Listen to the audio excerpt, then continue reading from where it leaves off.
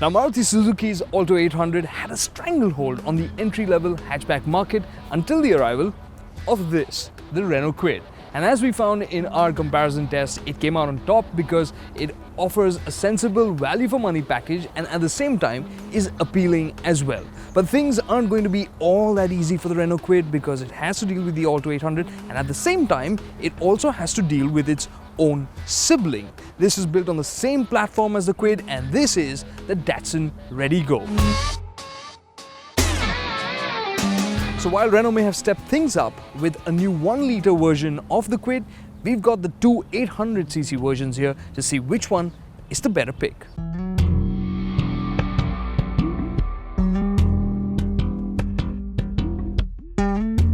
Right from the word go, the Renault Kwid has struck a chord with the Indian car buyer thanks to its SUV-like design. The Renault uses clean and simple lines, but it looks surprisingly strong for a small car. The Datsun though is bold and aggressive with lots of strong lines and creases. The LED DRLs are attention-grabbing, but they are an extra fitment even on the top-end variant. And the Datsun really does stand out. Well, that's because of its stance. It is 6 centimeters taller and in terms of length, it is 25 centimeters less than the Kwid, which gives it that tall boy stance. The Datsun feels impressive on the inside as well. Now, compared to the Datsuns that we've seen before, the Redigo's cabin just feels several notches above. Yes, this might be the cheapest Datsun, but it feels pretty good on the inside. I mean, as before, there's a lot of open storage, but along with that, you also have this one small little glove box here. Yes, it is small, so a little bit more in terms of practicality, but it doesn't have as many cubby holes and storage spaces like on the Kwid. The other area where it feels to miss out a little bit, at least from my standpoint and here in the driver's seat, is in terms of elbow room. I really wish there was a little bit more. And the steering wheel, same design, chunky feel like on the Kwid, but where it misses out here on the Redigo is the music system. Yes, there is one with USB and aux connectivity, but it just doesn't feel as slick and as appealing. And when you look around the cabin, there is lots of exposed metal, all in a bid to keep costs down. But you will appreciate some other aspects. Now, where the Redigo really scores is in terms of the back seat.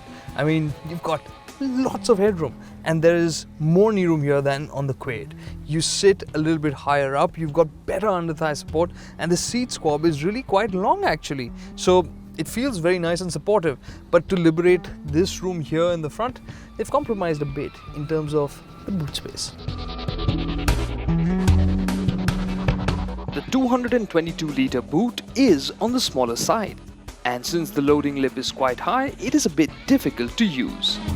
The Kwid's boot is much easier to load luggage into and it offers 300 litres of storage.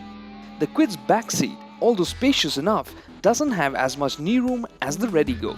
And as we step into the front, we'll start with a complaint, and this is to do with the latch mechanism of the dashtop glove box, which fails all too soon. But other than that, being in the front seat of the Kwid is quite a pleasing experience. Now, the interior design for the Kwid is fairly simple, but it is smart and it has some really nice design highlights as well. In terms of practicality, lots of storage space, door pockets deep enough to put bottles in, and of course along with that, in terms of design, you find this steering wheel which is nice, chunky, looks modern, stylish, and of course the highlight on this car on the top end variants of course is the touchscreen infotainment system which has navigation, Bluetooth connectivity and USB of course. The Kwid tops it off by offering a digital instrument cluster, albeit there is no tachometer. And only the Renault offers central locking, while both cars offer a driver's side airbag on the top-end trims.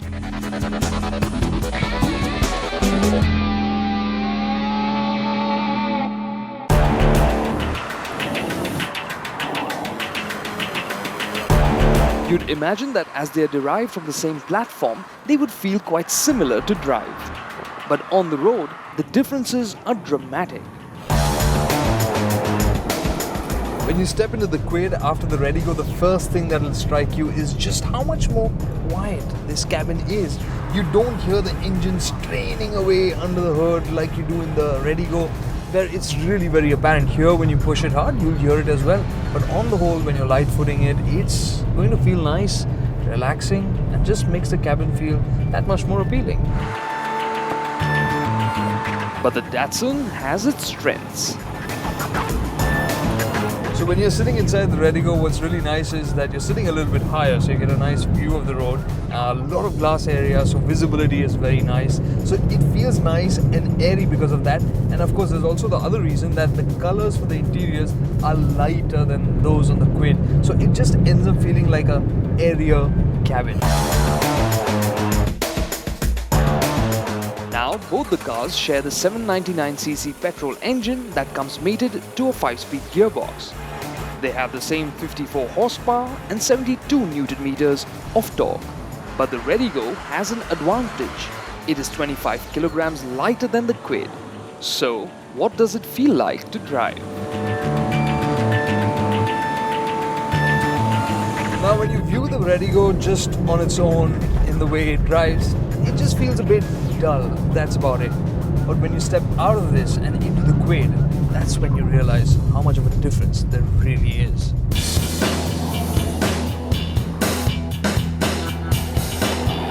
The acceleration times prove this amply. The Datsun was slow to 60 kph, and at 100 kph, the gap between the two siblings was nearly 2 seconds.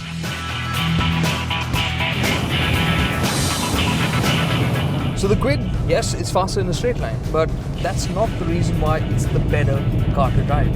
It's because it's the easier car to drive.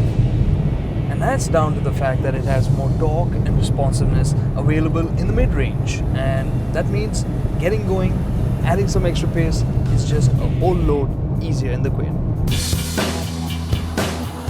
The Redigo is also happy to amble along, and it responds well to light taps of throttle. But for a serious change of pace, you will need to drop a gear. Both cars ride on 155/80 R13 tires, but the way the suspension is set up is quite different.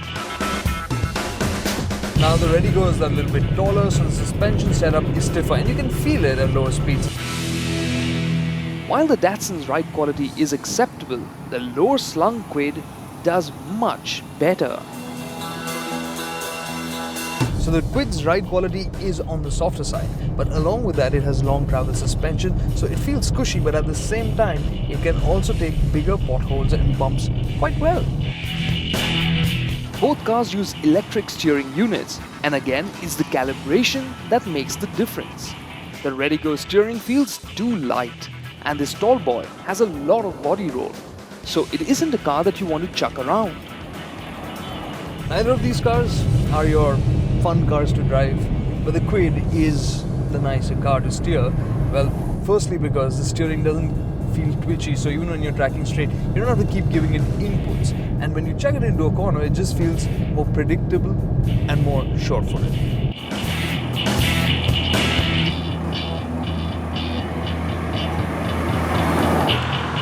In the city, the Datsun's smaller size will help as it has a tight turning radius. When it comes to fuel efficiency, the Datsun has the slightest advantage in the city, but the Renault pulls ahead on the highway test. As for the prices, the popular top-end variants of the Kwid are nearly 40,000 rupees more expensive. Also, Renault has introduced the 1-litre version of the Kwid, and it is priced tantalizingly just 25,000 rupees more than the 800cc variant. But now, sticking to the cars on hand, let's pick a winner. So at the end of the day, things are really quite surprising. Considering that these two cars are so closely related in terms of the mechanicals, the end result on the road is really quite different. And when it comes to the machine, the driving experience, there's no doubt about it, the Renault Kwid has the edge. Whether it's the way it rides, the way it drives, or the way it handles, it just feels more mature, more solid than the Datsun Redigo.